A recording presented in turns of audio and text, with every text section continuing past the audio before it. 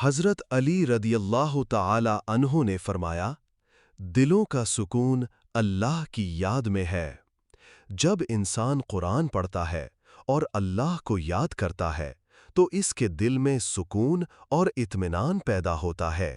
قرآن پاک کی ایک عظیم سورت سورہ اخلاص ہے۔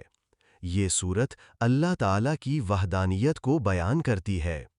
نبی کریم صلی اللہ علیہ وسلم نے فرمایا کہ سورہ اخلاص قرآن کے 1/3 کے برابر ہے۔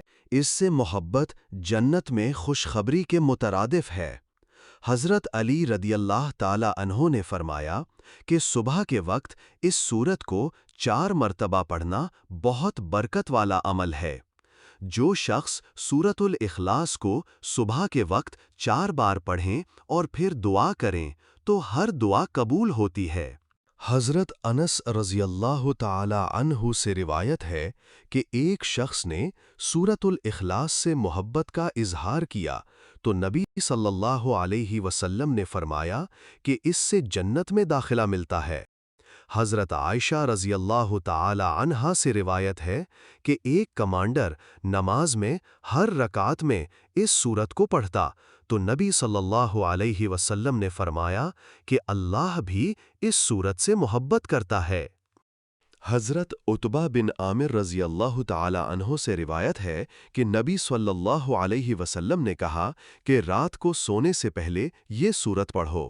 10 بار پڑھنے سے جنت میں ایک گھر ملتا ہے۔ یہ سن کر حضرت عمر رضی اللہ تعالی عنہ نے عرض کیا، یا رسول اللہ صلی اللہ علیہ وسلم، پھر تو ہمارے جنت میں بہت سے گھر ہو جائیں گے۔ آپ صلی اللہ علیہ وسلم نے فرمایا، اللہ کا فضل اس سے بھی زیادہ وسیع ہے۔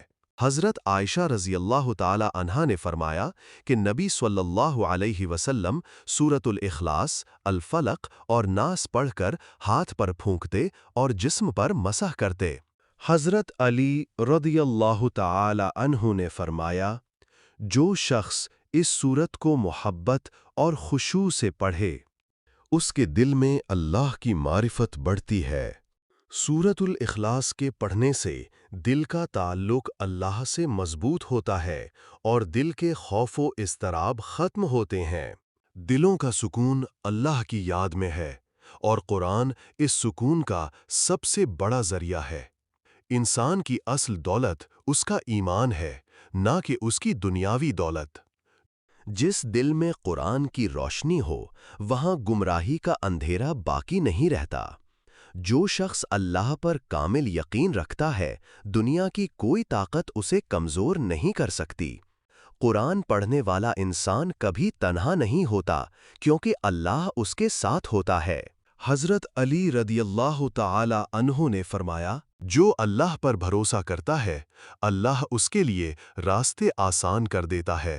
اللہ کی محبت سب سے بڑی نعمت ہے، جو اسے پالے وہ کبھی محروم نہیں رہتا۔ قرآن انسان کو اندھیروں سے نکال کر ہدایت کی روشنی میں لے آتا ہے۔ اللہ تعالی قرآن مجید میں فرماتے ہیں، وَرَتِّلِ الْقُرْآنَ تَرْتِيلًا، یعنی قرآن کو ٹھہراؤ اور سمجھ کر پڑھو۔ پیارے دوستو، یہ ارشاد ہمیں بتاتا ہے کہ قرآن کو صرف پڑھنا نہیں بلکہ سمجھ کر تدبر کے ساتھ پڑھنا چاہیے تاکہ دل اور روح پر اثر ہو۔ حضرت عائشہ رضی اللہ تعالی عنہا سے روایت ہے، نبی کریم صلی اللہ علیہ وسلم قرآن کو بڑے اہتمام اور دل سے پڑھا کرتے تھے، اور جب بھی قرآن پڑھا کرتے تو ان کے چہرے پر نور اور آنکھوں میں نمی ہوتی۔ پیارے دوستو، سورۃ الاخلاص ہمیں یہ سکھاتی ہے کہ اصل دولت دنیا کی چیزیں نہیں بلکہ اللہ کی پہچان ہے، اور جس نے اللہ کو ایک مان لیا اس نے سب کچھ پا لیا۔ جو بندہ سورۃ الاخلاص سے محبت کرتا ہے وہ دراصل اللہ کی وحدانیت سے محبت کرتا ہے، اور یہی محبت جنت میں داخلے کا سبب بن جاتی ہے۔ جو شخص صبح و شام سورۃ الاخلاص کو معمول بنا لیتا ہے، اللہ اسے اپنی حفاظت میں لے لیتا ہے۔ دنیا کی فکر میں ڈوبا ہوا دل جب سورۃ الاخلاص پڑھتا ہے تو اسے سکون نصیب ہونے لگتا ہے۔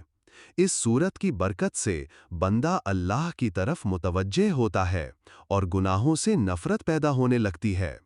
सूरतुल इखलास हमें याद दिलाती है कि अल्लाह बेनियाज है और हमें हर लम्हा उसी का मोहताज रहना चाहिए। ये सूरत अल्लाह और बंदे के दरमियान मजबूत ताल्लुक़ कायम करने का ज़रिया बनती है।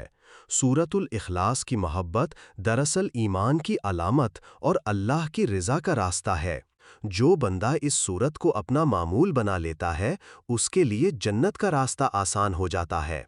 सूरतुल इखलास हमें ये यकीन दिलाती है कि जिसे अल्लाह मिल गया, उसे किसी और चीज़ की कमी नहीं रहती।